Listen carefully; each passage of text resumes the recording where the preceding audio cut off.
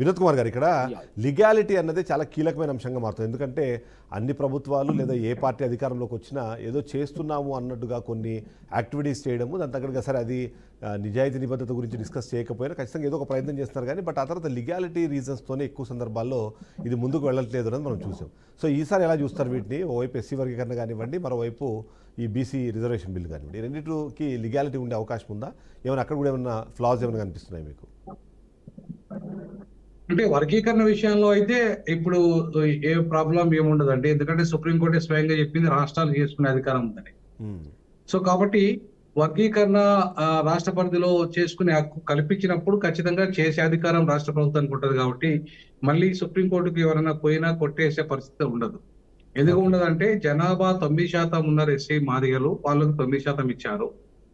అలాగే 2011 జనాభా లెక్కల ప్రకారంగా మాలలు వాళ్ళ అనుబంధ కులాలు 5% ఉన్నారు, వాళ్ళకి 5% ఇచ్చారు. ఉప కులాలు 1% ఉన్నారు, వాళ్ళకి ఇచ్చారు. సో కాబట్టి ఎవరు రేపు కోర్టుకు పోయినా కూడా ఆ జనాభా లెక్కల ప్రకారంగా వాళ్ళ వాటా అయితే వాళ్ళకి వచ్చింది. చిన్న సమస్య ఉప కులాల గ్రూపింగ్ లేదంటే ఈవెన్ రోస్టర్ పాయింట్ ఏదైనా ఉన్నా కూడా అక్కడ కూడా ఆ వర్గీకరణ విషయంలో ఏదన్నా సవరణలు చేయమంటే చేయమనే అధికారం ఉంటే ఉండొచ్చు కాక సుప్రీంకోర్టు. కానీ ప్రతి కోర్టు చట్టాన్ని కొట్టే సవరించమని చెప్పేసే అధికారం ఉంటుంది ఎవరైనా. అట్లాగే ఇప్పుడు నేనైతే ప్రతిపాదించింది ఏంటంటే ఈవెన్ మాదిగలకు కాకుండా మాదిగల కంటే వెనుకబడ్డ మోచి కానీ మిగతా అంటే ఇంకా మోర్ బ్యాక్వర్డ్ కమ్యూనిటీస్ ఉంటే, ఉపకులాలనే వాళ్ళు ఉంటే, ఇంతవరకు వాళ్ళకు లబ్ధి చేకూరిన వాళ్ళకు ముందు రోస్టర్ పాయింట్ రావాలనేది నాకున్న అభిప్రాయం. తర్వాత రోస్టర్ పాయింట్ మాదిగలకు రావాలి, తర్వాత మాలా ఉపకులాలకు రావాలి, తర్వాత మాలలకు రావాలి. రోస్టర్ పాయింట్ ఇట్లా 4 రకాలుగా ఉంటే బాగుండేది. సో ఆ రకంగా కాకుండా రోస్టర్ పాయింట్ లో మాదిగలకు ముందు ఇచ్చారు. అంతో ఇంతో బెనిఫిట్ అయింది కదా మాదిగలు. సో కాబట్టి బెనిఫిట్ అయిన మాదిగలకే ముందు రోస్టర్ పాయింట్ ఎట్లా ఇస్తారు? అసలు ఇంతవరకు బెనిఫిట్ కానీ ఉపకులాలకు ఇవ్వాలి కదా అవకాశాలు. కాబట్టి రోస్టర్ పాయింట్ అక్కడికి స్టార్ట్ చేస్తే బాగుండేది. ఒకవేళ ఆ విషయంలో ఎవరైనా సుప్రీంకోర్టు పోతే సవరించమని చెప్తుంది కావచ్చు, అంతకంటే రద్దు అయితే చేయదు. అంటే చట్టాన్ని మాత్రం రద్దు చేయదు, సవరించమంటది. రోస్టర్ పాయింట్ సవరించండి అని చెప్పేసి ఒకవేళ చెప్తే చెప్పొచ్చు. అక్కడ ఆ విషయంలో మాత్రమే ఏమైనా సవరణ జరుగుతుంది కానీ చెప్పదు. ఇక రెండో రాష్ట్ర పరిధిలో అయితే అది సాధ్యమైంది. మరి కేంద్ర పరిధిలో ఉద్యోగాల సంగతి ఏంది? ఇవాళ కేంద్ర ప్రభుత్వ ఉద్యోగాలు కానీ, యూపీఎస్సీలు కానీ, ఐఏఎస్లు కానీ, ఐపీఎస్లు కానీ, అన్ని సెంట్రల్ ఇన్స్టిట్యూషన్స్ కానీ వాటిలలో మరి వర్గీకరణ వద్దా ఎస్సీలకి? మరి ఆ విషయంలో ఎందుకు మందకృష్ణ గారు దాని మీద ఉద్యమం చేయరు? ఇప్పటిదాకా కాంగ్రెస్ మీద కొట్లాడిండ్రు. ఓకే, కాంగ్రెస్ చేసింది అయిపోయింది రాష్ట్రంలో. ఈవెన్ చంద్రబాబు నాయుడు ఇంకా చేయలేదు, అక్కడ కొట్లాడతలేడు ఎన్డీఏ భాగస్వామ్య పక్షంలో. అట్లాగే బీజేపీ చేయాలి. యాక్చువల్గా సుప్రీంకోర్టులో జడ్జిమెంట్ లో చాలా స్పష్టంగా నేను 565 పేజీలు చదివిన, చాలా స్పష్టంగా అక్కడ స్టేట్ అనే పదమే వాడింది. ఎక్కడ స్టేట్ అనే పదం వాడింది? స్టేట్ అంటే అర్థం including central government and state government. So కాబట్టి ఈ చట్టం అంటే ఈ జడ్జిమెంట్ అనేది సెంట్రల్ గవర్నమెంట్ కూడా వర్తిస్తుంది. సో కాబట్టి సెంట్రల్ గవర్నమెంట్ కూడా ఒక చట్టం చేసే అధికారాన్ని సుప్రీంకోర్టు ఇచ్చింది. మరి అలాంటప్పుడు ఇవాళ సుప్రీంకోర్టు ఇచ్చిన జడ్జిమెంట్ ప్రకారంగా ముందు చేయాల్సింది గవర్నమెంట్ ఆఫ్ ఇండియా. కానీ వాళ్ళు ఇంతవరకు దాని మీద ప్రస్తావన లేదు.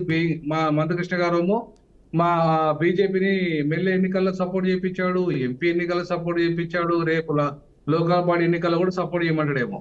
ఎందుకంటే ఇవాళ అక్కడ చట్టమే రాలేదు బీజేపీ ద్వారా, రాష్ట్రంలో చట్టం వచ్చింది, దాని మీద అనేక రకాల అబ్జెక్షన్స్ క్రియేట్ చేశాడు. మరి అసలు కేంద్రం చట్టమే చేయలేదు కదా, మరి దాని మీద ఎందుకు పోరాటం మొదలు పెట్టలేదు? ఎందుకు మాట్లాడతలేరు? అంటే ఓన్లీ రాష్ట్ర ఉద్యోగాలే కావాలా, కేంద్ర ఉద్యోగాలు వద్దా? అంటే ఒక 30 ఏళ్ళుగా కొట్లాడి కేవలం రాష్ట్ర ఉద్యోగాలకే పరిమితం కావాలా, కేంద్ర ఉద్యోగాలు వద్దా? కాబట్టి ఇవాళ బీజేపీ మీద మళ్ళీ మందకృష్ణ గారు కొట్లాడాల్సిన అవసరం ఉంది. బీజేపీ కూడా కేంద్రంలో చట్టాన్ని, వర్గీకరణ చట్టాన్ని తేవాల్సిన అవసరం ఉంది. ఎట్లా తేవాలంటే రాష్ట్రాలలో జనాభా ఆధారంగా చేసుకోండి అని చెప్పేసి ఒక చట్టం తేవాలి. రాష్ట్రాల జనాభా ఆధారంగా కేంద్ర ప్రభుత్వ ఉద్యోగాలను పంచుకోవచ్చు అనేది తేవాలి. సో అట్లా తేవడానికి వాళ్ళకున్న ప్రాబ్లమ్స్ ఏమి లేవు. ఏ యాక్ట్ కూడా ఇవాళ అడ్డం రాదు వాళ్ళకు. అంటే ఏ ఆర్టికల్ కూడా అడ్డం రాదు వాళ్ళకి. కాబట్టి అది ఒక తక్షణమే చేయాల్సిన అవసరం బీజేపీ పై ఉంది. ఇంకా రెండో విషయానికి వస్తే బీసీల విషయానికి, ఇవాళ బీసీల విషయంలో మాత్రం సుప్రీంకోర్టు సీలింగ్ అనేది పెట్టింది. సుప్రీంకోర్టుకు అధికారం లేదు. ఎందుకు లేదంటే రాజ్యాంగంలో ఎక్కడ కూడా 50% సీలింగ్ పెట్టాలని చెప్పి ప్రొవిజన్ లేదు. ఒక లా ప్రొఫెసర్ గా నేను చెప్తున్నాను. ఈవెన్ ఇంద్రశాని కేసులో కూడా వాళ్ళు బలవంతంగా పెట్టారు. అది 92లో వచ్చిన జడ్జిమెంట్ లో బలవంతంగా పెట్టారు. తర్వాత ఓవర్కమ్ అయింది ఆ జడ్జిమెంట్ కూడా.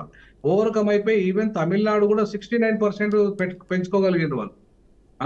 కాబట్టి తమిళనాడులో కాకుండా మహారాష్ట్రలో కానీ మిగతా రాష్ట్రాల్లో కానీ వాళ్ళకి శాతం 50% దాటిపోయింది. ఈవెన్ ఈడబ్ల్యూఎస్ వాళ్ళు తెచ్చిన తర్వాత కూడా 50% దాటిపోయింది.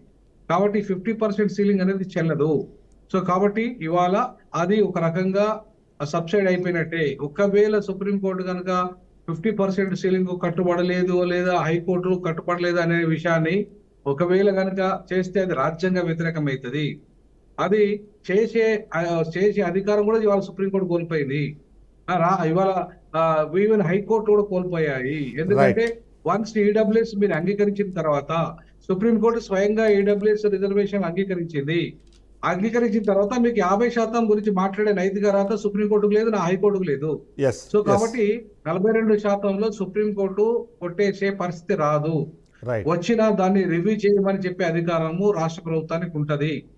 కాబట్టి 42% వాటకు చట్టబద్ధత అనేది ఇప్పుడు అమలు చేసుకోవచ్చు వీళ్ళు, ఎవరు రాష్ట్రము.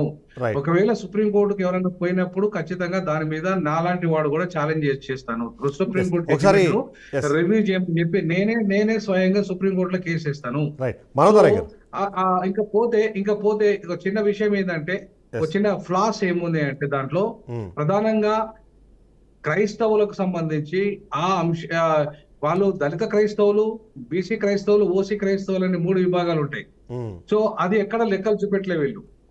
ఆ లెక్కలు చూపెట్టకపోతే వాళ్ళ రిజర్వేషన్ ఫిక్స్ ఎట్లా చేస్తారనేది ఒక కీలకమైన అంశం. దాని మీద ఎవరైనా సుప్రీంకోర్టు పోవచ్చు.